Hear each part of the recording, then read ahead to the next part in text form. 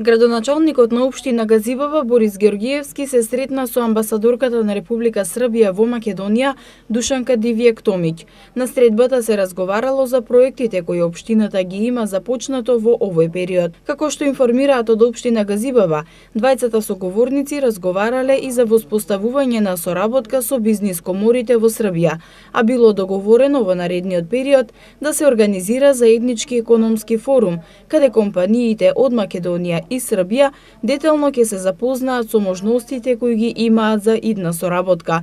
Покрај ова на средбата се разговарало и за соработката во делот на културата, а било договорено дека и двете страни заедно ќе вложуваат во заштита и развој на културното наследство.